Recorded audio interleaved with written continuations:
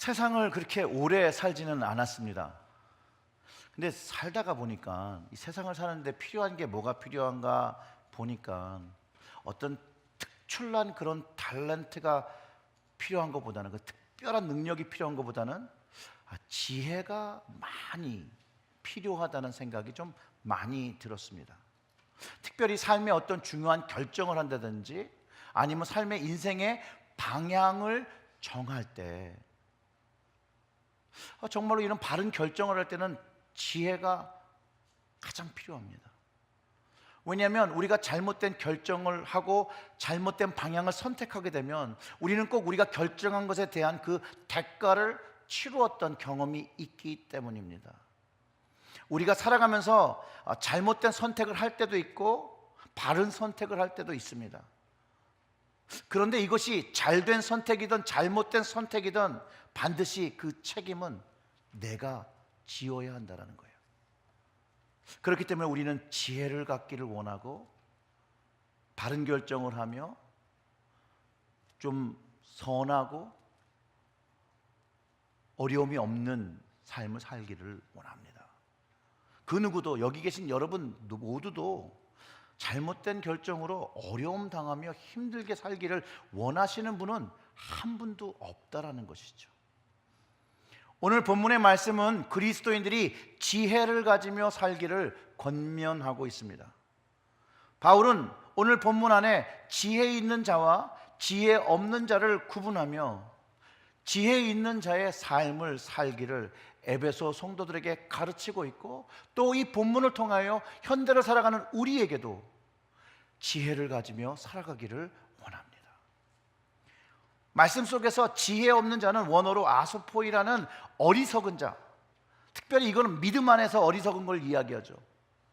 그리스도인으로서, 하나님의 자녀로서 당연히 해야 되는 것들을 무시하고 또는 무지하여 하나님의 거룩한 자녀로서 진실한 삶을 살지 못하는 사람을 지혜 없는 자라고 말하는데, 지난주 설교랑 연결되어 이 진실한 삶이라는 것은 말과 그 행동이 균형을 이루며 살아가는 것, 그 진실한 삶을 사는 것, 지혜 있는 자의 삶이라고 말합니다.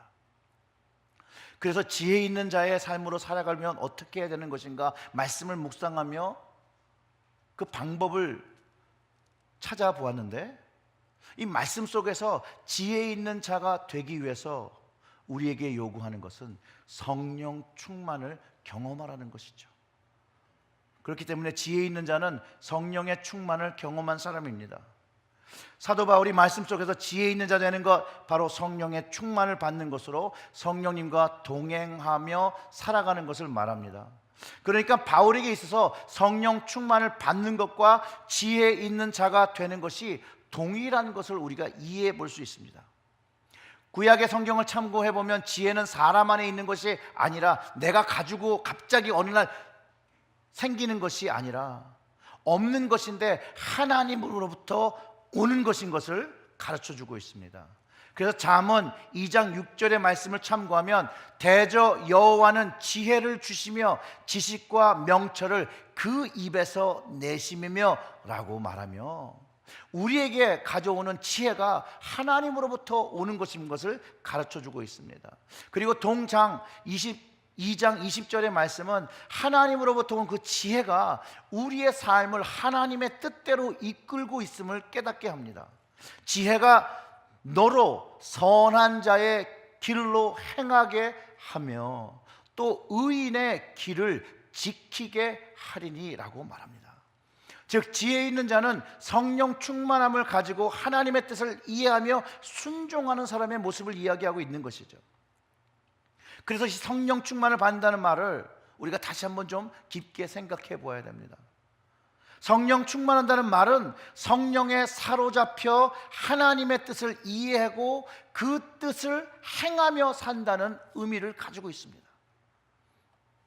여러분 혹시 여러분도 이런 기도해 보셨는지 잘 모르겠지만 저는 믿음을 가지고 솔로몬 왕 이야기를 탁 듣자마자 저는 솔로몬이 구했던 그 지혜를 구했습니다. 그리고 그 당시에 지혜를 구하면 솔로몬 왕처럼 지혜뿐만 아니라 하나님께서 뭐 부와 건강 그 모든 것이 이렇게 줄줄이 따라왔으면 하는 그런 마음으로 기도했던 것 같더라고요. 그런데 나중에 정말 깨달았던 것은 모든 사람들이 하나님의 지혜를 받지만 솔로몬 같이 지혜와 나머지 부록들이 다 쫓아오지 않을 수 있다는 사실도 깨달았다는 것이죠. 하나님의 지혜가 진짜 임한 거죠. 제가 목회를 하면서 구했던 것도 지혜였습니다. 잠언 4장 5절부터 8절의 말씀을 묵상하며 참 많은 은혜를 받았습니다. 그 말씀을 여러분들과 좀 나누겠습니다. 지혜를 얻으며 명철을 얻으라. 내 입의 말을 잊지 말며 어기지 말라. 지혜를 버리지 말라. 그가 너를 보호하리라. 그가 그를 사랑하라. 그가 너를 지키리라. 지혜가 제일이니 지혜를 얻으라. 무릇 너희 얻은 것을 가져 명철을 얻을지라. 그를 높이라. 그리하면 그가 너를 높이 들리라. 만일 그를 품으면 그가 너를 영화롭게 하리라. 아멘. 이 하나님께서 주시는 지혜가 저의 삶을 주장하고 이끌며 지키며 그 지혜가 내 삶을 높이고 품으며 영화롭게 하시는데 저는 정말로 이 지혜가 제 목회에 필요했습니다. 그리고 구했습니다. 그리고 이 지혜를 신약의 의미로 찾아보니 성령님의 충만이 임한 그 상태가 지혜가 임한 상태라는 것을 경험하게 되었습니다. 그리고 잠언 이 4장 5절부터 8절의 말씀을 그 지혜라는 그 단어를 성령으로 바꿔도 그 의미가 전혀 바뀌지 않는다라는 것이에요. 여러분 시간 되실 때 그렇게 한번 읽어보세요. 그렇기 때문에 우리는 이 성령님의 충만을 좀 잘 이해해야 합니다. 이 성령님의 충만은 성령의 내주나 성령의 인침, 성령의 세례처럼 일회의 사건으로 끝나는 것이 아니라 이 성령의 충만은 계속적으로 일어나며 하나님의 뜻을 깨달으며 우리가 거룩한 자녀의 성화된 모습으로 살아가는 그 근원적인 힘이라는 것을 깨닫게 됩니다. 바로 지혜처럼 말입니다. 지혜가 한 번 경험되고 우리에게 모든 것을 주는 것이 아니라 지혜는 날마다 삶을 살아가면서 우리의 삶을 만들어주는 것처럼 성령의 충만도 우리의 삶을 만들어가는데 필요하다는 것이에요. 그렇기 때문에 성령의 충만은 배터리를 충전하는 것과 같지 않습니다. 무엇인가 내가 없기 때문에 채워주는 것보다는 성령의 충만은 성령님의 임재를 경험하며 그분이 말씀하시는 것에 내가 인도함을 받는 그 순종함인 것을 깨달았으면 좋겠습니다. 성령의 충만함을 받으라는 말은 없어서 받으라는 것이 아니라 성령께서 말씀하시는 그 인도하심에 순종하지 못하는 그 충만함이 없기 때문에 그 성령님의 온전한 지배, 그 순종함으로 인도하심을 못 받는 것, 그거를 보며 그것을 인정하고 받으란 얘기죠. 그러니까 성령 충만함을 받는 건요, 자동차에 기름이 떨어져서 기름을 주유하는 것이 아니라 나의 삶의 그 운전대를 성령님 그분께 맡기고 그분이 운전하시는 그 방향, 하나님께로 선한 길로 이끄시고 의의 길로 이끄시고 생명의 길로 이끄시고 은혜의 길로 이끄시는 그 길을 성령님께 맡기고 우리는 쫓아가며 사는 것이라는 것, 여러분 이것을 이해하시기를 주님의 이름으로 축원합니다. 성령님의 그 온전한 이끌림을 받는다고 함, 먼저 우리 스스로가 주님의 종인 고백이 있어야 되는 것이에요. 고린도서 12장 3절의 말씀은 그러므로 내가 너희에게 알리노니 하나님의 영으로 말하는 자는 누구든지 예수를 저주할 자라고 하지 아니하고 또 성령으로는 아니하고는 누구든지 예수를 주시라 할 수 없느니라. 성령으로 예수님을 주로 고백하고 주인의 명령에 순종하며 인도하심을 받아야 한다는 이야기를 가르쳐주고 있는 것이죠. 만약 우리가 예수님을 주라고 고백하면서도 주인의 뜻을 모르고, 아니 주인의 뜻을 알고도 순종하지 않는다면 그 주인은 그 종을 어떻게 보시겠냐는 거예요. 성령의 충만은 그 주인의 뜻을 알고 그 주인의 뜻에 순종하며 그 주인의 인도하심을 따라 사는 것, 오직 성령의 충만으로 그 인도하심에 순종할 수 있다는 것이에요. 우리로 하여금 주님을 고백하는 그 성령님의 온전하신 그 이끌림, 주님께 온전히 순종하는 그 모습, 성령 충만한 모습, 그게 바로 지혜 있는 자의 모습인데, 이 모습을 주님은 십자가에서 먼저 우리에게 보여주셨다는 거예요. 하나님 아버지의 뜻을 이해하고 그 뜻을 순종하는 것이죠. 그 성령님의 인도하심을 받으며 그것이 성령 충만한 모습이 되어 예수님이 먼저 우리에게 그 지혜 있는 자의 모습을 십자가를 통하여 완벽하게 보여주셨다는 거예요. 그렇기 때문에 우리는 성령님의 인도하심에 순종하면 순종할 수 있도록 우리는 지혜 있는 자의 삶으로 살아가게 됩니다. 근데 이 성령님의 인도하심을 받아 충만한 삶을 살려면 우리가 드려야 될 게 있어요. 성령님께 뭘 드려야 될까요? 지혜 있는 자는 성령님께 시간을 드려야 합니다. 오늘 말씀 속에서도 지혜 있는 자가 되기 위하여 세월을 아끼라는 말을 합니다. 사실상 세월이나 이 시간은요, 돈처럼 물질처럼 저장하거나 저축할 수가 없는 개념입니다. 근데 우리말 성경은 이것을 마치 저금할 수 있는 것처럼 말하나, 여러분, 세월과 시간은 저장할 수도 없고 아낄 수도 없습니다. 그저 지나가 버리는 그 시간을 헛되이 쓰지 않도록 그 순간의 시간을 가장 적절하고 올바르게 사용하는 그것이 그 세월을 허비하지 않고 아끼는 것이라고 우리는 이해할 수 있다는 것이죠. 영어로 보면 making the most of every opportunity, 모든 기회를 잡아 만드는 것이에요. 이 기회를 잡는 말을 이해하기 위해서는요, 우리는 준비도 해야 되고요, 집중도 해야 되는 거예요. 무엇인가 잡기 위해서는 준비해야 되고 집중해야 합니다. 여러분, 동물의 왕국을 혹시 보신 적이 있으시면 사자나 표범이 사슴이나 양을 잡기 위하여 준비의 행동을 합니다. 가장 몸을 낮추고요, 가장 그들이 가까이 오고 자기가 최단거리에 가서 잡을 수 있는 위치가 될 때까지 기다립니다. 이 동물이 또 지혜로워서 바람의 반대 방향으로 서서 자신의 냄새가 사슴에게나 그 기척이 끼치지 않도록 자기를 잘 숨기고 가장 최고의 기회가 올 때 뛰어나가서 자기의 사냥물을 잡는 모습을 아마 한 번쯤은 다 보신 적이 있을 겁니다. 이처럼 기회가 우연히 찾아와서 그것을 잡는 것보다는 준비된 자에게 그 기회가 성공으로, 승리로 연결된다는 것이에요.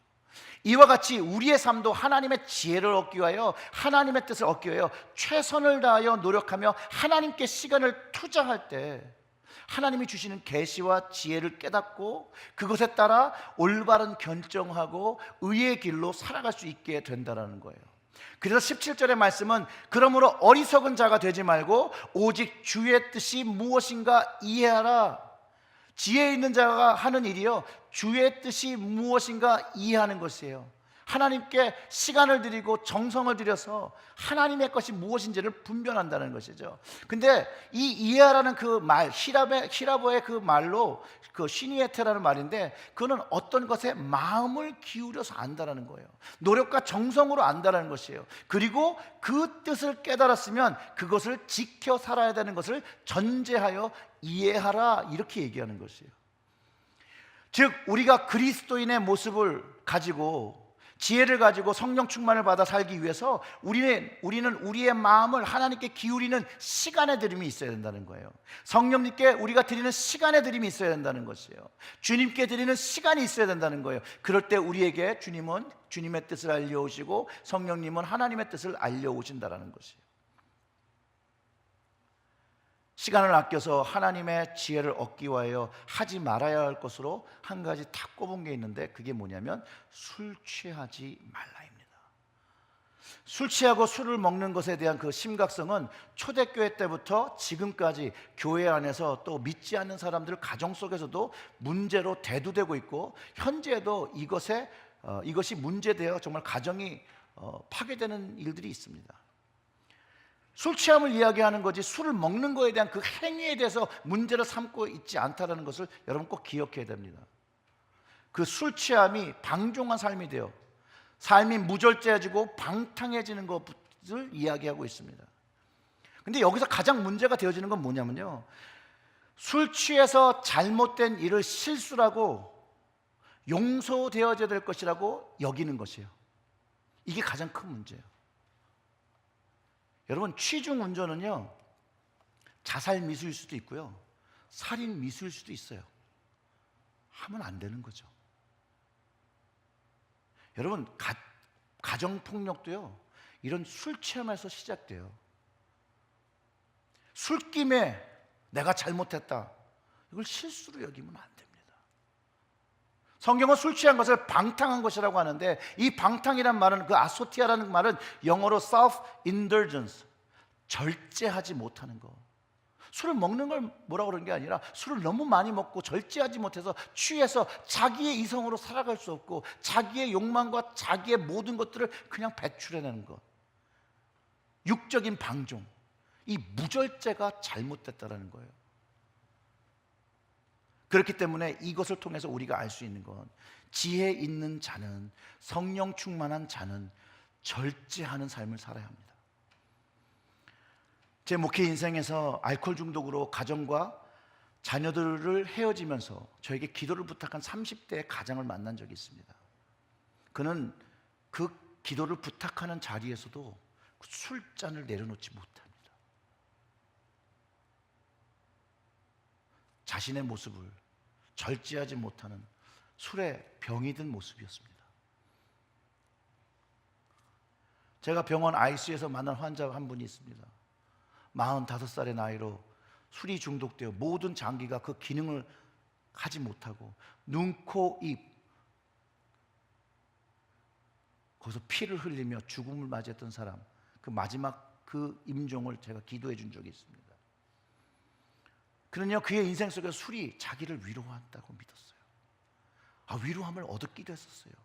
술을 마실 때 그것이 기쁨 되기도 했었어요. 좋은 것이라 생각했는데 결국은 그는 그 술에 정복당했고 그 술에 의해서 죽임당했고, 어느 한순간까지는 자신이 술을 마셨지만 어느 순간부터는 절제하지 못하고 술이 그를 마시고 조종하며 그의 삶을 완전히 파괴해버렸어요. 자신에게 얼마나 상처가 됐는지 몰라요. 가족들에게도 상처가 되었어요. 자신도 상처받고 아무것도 성취 못하고, 가족들이 좌절했어요. 그리고 숨을 거뒀습니다. 근데 술뿐만 이런 게 아니에요, 여러분. 우리 삶 속에 다른 많은 것들로 우리를 방탕하게 하며 방종한 삶으로 이끌어가게 하고, 그 방종한 삶이 우리의 가정을 파괴하고 우리의 삶을 황폐하게 하는 것들이 있다는 것이에요. 근데 그거를 하는 것은 지혜 있는 자의 삶이 아니라고 오늘 말씀은 우리에게 가르쳐 주시는 거예요. 그 방종과 방탕은 우리의 가정을 무너뜨립니다. 개인의 삶을 황폐하게 합니다. 도박, 마약, 중독성 있는 것들 다 모두가 그렇고요. 음행, 포르노 사이트, 인터넷, 게임, 쇼핑, 이 모든 것들이 절제하지 못하는 순간을 넘어서 버리면 우리의 삶을 황폐하게 합니다. 사랑하는 성도 여러분, 제가 지금 말하는 것으로 인해 우리 주변에 가까운 데서 고통받는 가정과 아이들이 너무 많음을 여러분 모르십니까? 아니면 내일이 아니기 때문에 관심이 없으신 것입니까? 그렇다면 주님은 이런 것들에게, 이런 분들에게 어떤 마음을 가지고 계실까요? 믿는 사람은 이런 일이 일어나지 않습니까? 일어난다라는 것이에요.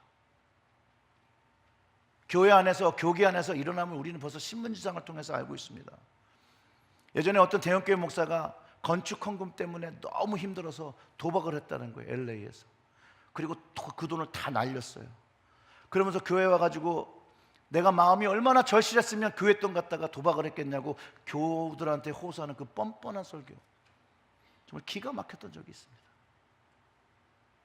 대형교회 목사들의 여자 문제, 개인의 문제가 아니죠. 이거는 교회를 멍들게 하고 성도들의 마음을 멍들게 합니다. 그런데 회개했으면 그만인 것처럼 하나님도 나를 용서하셨으니 나를 용서하라고 교회를 다시 개척하고 무리를 일으키는 목사들도 있습니다. 그리고 내가 죄를 져보니까 정말 죄인의 마음을 알겠다라고. 저는 그 말에 동의할 수가 없습니다. 왜냐하면 자신만 방탕하고 방종한 삶을 살고 끝나는 것이 아니라 이것은 파급 효과가 교회를 상처낸다는 거예요. 새로 태어나는 그리스도인들의 마음을 닫게 한다는 거예요. 하나님께로 가까이 나오는 사람들의 마음을 닫아버리게 한다는 거예요. 큰 그림으로 본다면 이것은 주님의 몸에 상처를 낸 것입니다.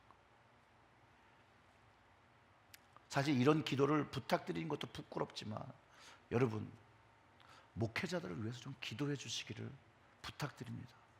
물론 저를 포함해서입니다. 왜냐하면 사단은 목회자 한 명을, 특별히 대형교회 목회자 한 명을 무너뜨림으로 수많은 사람들의 영혼을 황폐케 하고 어렵게 합니다. 세습의 문제, 횡령의 문제, 간음의 문제. 에베소 교회 사람들이 방탕하여 무절제한 삶을 살았기 때문에 바울이 이런 편지를 썼는데, 지금 이 시대에도 현대 그리스도인과 목회자들이 방탕하고 무절제한 삶을 살고 있다는 것입니다. 이처럼 그리스도인들이 방탕하고 무절제한 삶을 살면 그 지체들과 가족들이 상처받는 것을 깨닫고 그것을 하지 말라고, 그것을 지혜 있는 삶이라고, 지혜 있는 자라고 가르쳐 주는 것이에요. 그래서 그것을 위하여 성령의 충만을 받으려는 것이에요. 오직 성령의 충만함이 그 방탕한 삶을 버리고 승리할 수 있다는 거예요. 술 취함에서 벗어날 수 있다는 것이에요.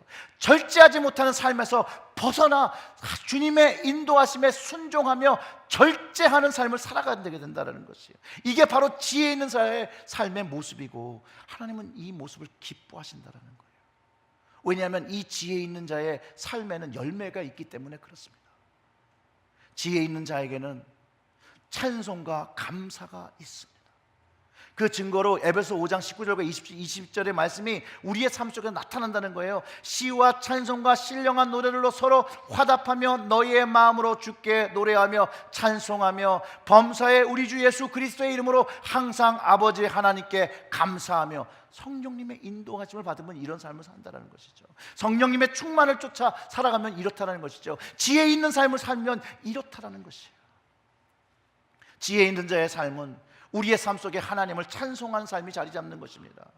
기쁨이 넘치는 삶입니다. 감사가 넘치는 삶입니다. 바로 주님과 성령님께 붙잡힌 바 되어서 의의 길, 시온의 대로를 걸어가는 사람들의 모습입니다. 사랑하는 성도 여러분, 우리의 삶 속에는 이 찬송과 감사의 모습이 드러나며 우리의 모습이 지혜 있는 자의 모습으로 살아가고 있습니까? 이 찬송과 감사가 우리의 삶 속에서 묻어나며 우러납니까? 우리의 삶 속에 감사가 있고 찬송이 있는 그 사람, 바로 지혜 있는 자라고 이야기하는 것입니다. 지혜 있는 자에게 빠져서 안 되는 그 근본되는 것이 하나 있는데, 지혜의 근본이 잠언에서 여러분 뭐라고 했습니까?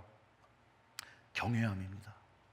여호와를 경외함, 즉 성령 충만한, 즉 지혜 있는 자의 삶은 오늘 본문의 말씀 마지막처럼 그리스도를 경외함으로 경외함이 있는 것이에요. 피차 복종하는 것이에요.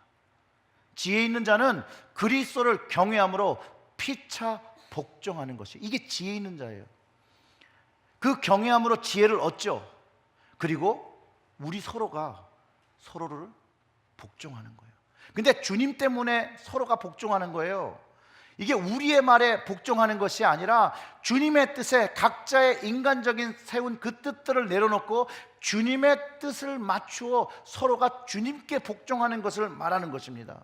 그리고 이것이 성령 충만하고 찬송과 감사의 삶이 되어질 때 이게 가능해지다는 것이죠.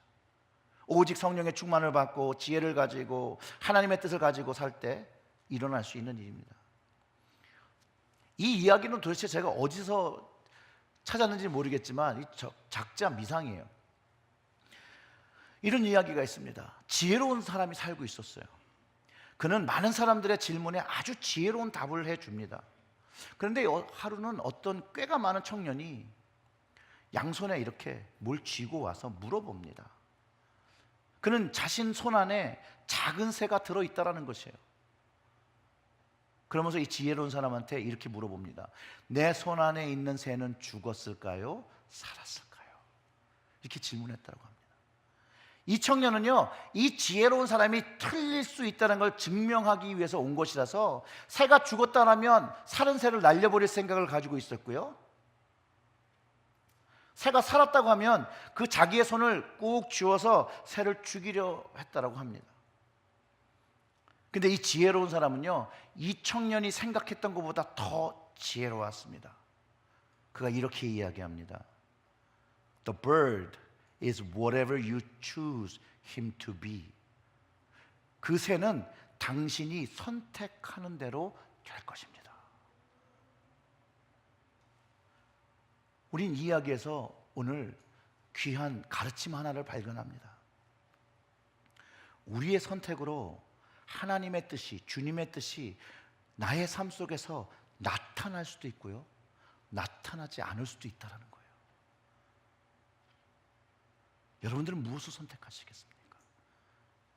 지혜 있는 자의 삶을 선택할 수도 있고 택하지 않을 수도 있습니다. 주님의 뜻에 순종할 수도 있고요, 순종하지 않을 수도 있습니다. 또한 오늘 우리는 또 죄를 선택할 수도 있고요, 죄를 벗어나는 회개를 선택할 수 있습니다. 저는요, 하나님의 역사를 믿습니다. 성령의 역사를 믿습니다. 오늘 우리가 예배를 드리는 와중에 우리의 심령에 분명히 성령님께서 말씀하신 것들이 있다는 거예요. 여러분들은 무엇을 선택하시겠습니까? 그 성령님의 말씀에 선택할 수도 있고 선택하지 않을 수도 있습니다. 결정이 여러분 손 안에 있습니다. 저의 손 안에 있습니다. 분명한 건 오늘 말씀을 통해 성령님은 우리에게 지혜 있는 자의 삶을 선택하기를 원하신다는 것.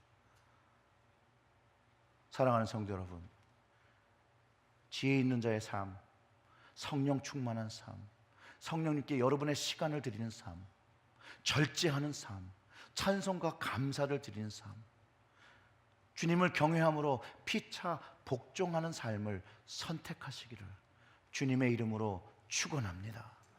사랑하는 성도 여러분, 주님의 뜻을 분별하십시오. 순종하십시오. 성령의 충만과 지혜를 경험하시고 주님과 함께 동행하며 오늘 말씀의 그 20절의 말씀, 21절의 말씀, 시와 찬미와 신령한 노래로 서로 화답하며 우리의 마음으로 주님께 노래하며 찬송하며 모든 일에 우리 주 예수 그리스도의 이름으로 항상 아버지 하나님께 감사하시며 그리스도를 경외함으로 우리가 서로 피차 복종하고 주님 뜻이 드러나고 주님 향기 드러나는 그런 교회 되기를 주님의 이름으로 축원합니다. 다 같이 기도하겠습니다.